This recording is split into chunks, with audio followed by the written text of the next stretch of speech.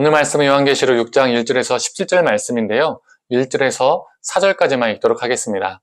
내가 봄에 어린 양이 7인 중에 하나를 떼시는데 그때 내가 들으니 내 생물 중에 하나가 우레소리와 같이 말하되 오라 하기로 이에 내가 보니 흰 말이 있는데 그 탄 자가 활을 가졌고 면류관을 받아 나아가서 이기고 또 이기려 하더라.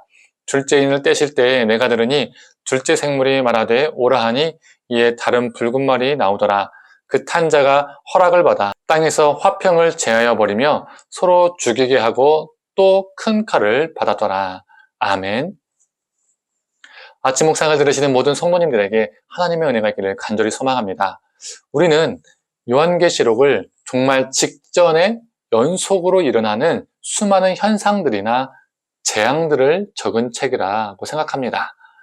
이렇게만 생각하는 거죠. 심지어 믿지 않는 사람들도 종말에 관한 책으로 요한계시록을 알고 있습니다.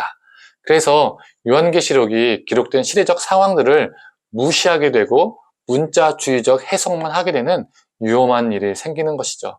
가장 대표적인 예가 이단들이죠. 이단들이 가장 좋아하는 성경은 요한계시록입니다. 이단들은 요한계시록을 종말에 관한 것으로만 모든 것을 해석하고 풉니다. 그래서 사람들에게 공포감을 조성하고 더 자신들을 못 떠나게 만드는 거죠. 그러나 우리가 꼭 기억해야 할 것이 있습니다. 이 요한계시록의 수신자는 1장에서 확실히 언급해주고 있죠. 2000년 전 소아시아에 있는 7교회입니다. 그래서 소아시아의 7교회가 처한 현실 속에서 이 말씀이 기록되었고 선포되었다는 것을 우리는 잊어서는 안 됩니다. 그래서 1차 수신자인 초대교회 성도들의 상황 속에서 이 말씀이 어떤 의미가 있었고 그리고 이 말씀이 2000년이 지난 우리에게 어떤 의미가 있는지를 조명을 해야 합니다. 오늘 본문은 5장에 나온 7인을 드디어 어린 양이신 우리 주님께서 떼시는 장면이 나옵니다. 첫 번째 인을 푸니까 흰 말이 나타났습니다. 이 흰 말은 승리를 의미하죠. 두 번째 인을 푸니까 붉은 말이 나타났습니다. 붉은 말은 전쟁을 의미합니다. 세 번째 인을 푸니까 검은 말이 나타났습니다. 검은 말은 기근을 의미하죠. 그리고 네 번째 인을 푸니까 청황색 말이 나타났습니다. 청황색 말은 사망을 의미합니다. 이 첫 번째에서 네 번째 말까지는 요한계시록이 기록될 당시의 시대적 상황을 반영해주고 있습니다. 로마 제국에 의해서 자행되었던 파괴적 현실을 말해주고 있는 것이죠. 즉 로마 제국은 악한 권세의 상징입니다.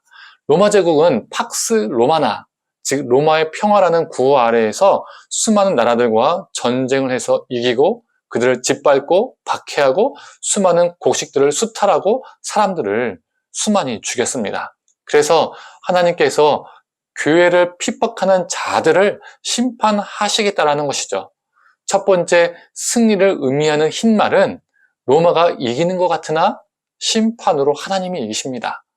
두 번째를 전쟁을 의미하는 붉은 말, 로마는 로마의 평화를 외치며 전쟁을 일으켰으나 하나님은 그들만의 평화, 로마만의 평화를 깨부수십니다. 그래서 사절에도 화평을 제하여 버린다라고 말하고 있죠. 세 번째로 기근을 의미하는 검은 말, 그 당시 농민이었던 사람들은 로마에 의해서 고통을 당했습니다.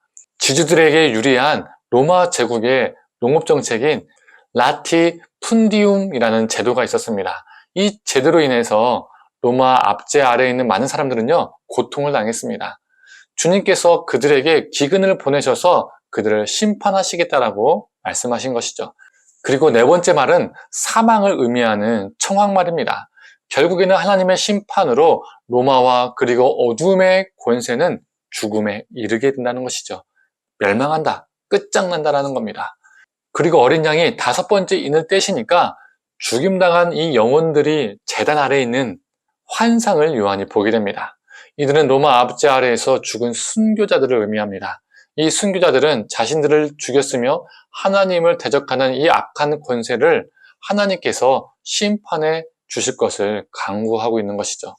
그리고 일곱 번째 인이 떼어지니까 무슨 일이 일어납니까? 드디어 기다렸던 하나님의 심판이 이루어집니다. 15절을 읽어볼까요?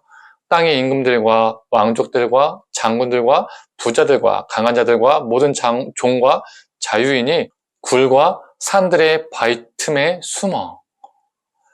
하나님의 심판이 임하기 전까지 자기 뜻대로 살며 악한 권세에 복종했던 사람들이 하나님의 심판 앞에 두려워 떨게 됨을 말해주고 있습니다. 결국 진정한 승리자는 누구입니까? 로마 제국이나 악한 권세자가 아닙니다. 순교자들입니다. 그들은 죽었으나 진정으로 승리한 자들입니다. 성도님들, 오늘 본문의 핵심은 무엇입니까? 종말의 때에 4가지 종류의 말이 진짜로 보이냐 안 보이냐, 진짜로 말이 따까닥따까닥 타고 나와서 보이냐 안 보이냐 이런 게 아닙니다.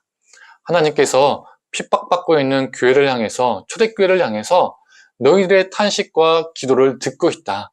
악한 권세를 무너뜨릴 것이다. 내가 심판할 것이다. 라는 메시지입니다. 즉, 악한 권세를 심판하시는 우리 주님을 오늘 본문은 말해주고 있는 것이죠.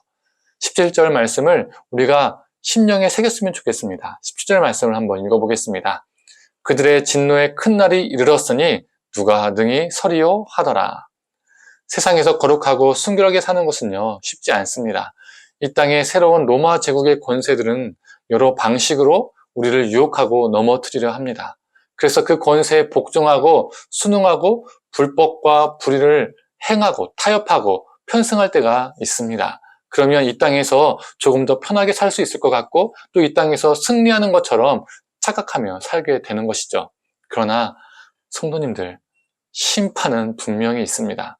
우리 하나님은 로마 제국과 같은 악한 권세와 그 권세 아래에 있는 자들을 분명히 파하시고 심판하십니다. 세상에서 승승장구하다가 하나님 앞에 심판받는 자가 아니라 하나님 앞에서 진정으로 승리하는 저와 성도님들 되기를 간절히 소망합니다. 함께 기도하겠습니다. 하나님, 악한 자들이 번영하고 악한 자들이 승승장구하는 것 같지만 하나님의 때에 언젠가는 그들이 끝이 있다는 것을, 멸망한다는 것을 우리가 기억하며 살게 하여 주시옵소서. 그래서 우리가 이 땅 가운데 살 때 그 악한 권세와 타협하고 순응하고 굴종하는 삶이 아니라 오직 여호와 하나님만을 붙잡고 의지하고 주님이 주신 힘으로 이 땅 가운데 승리하며 살아가는 존재들이 되게 하여 주시옵소서. 모든 것을 감사드리며 사랑에 많으신 예수님의 이름으로 기도드립니다. 아멘.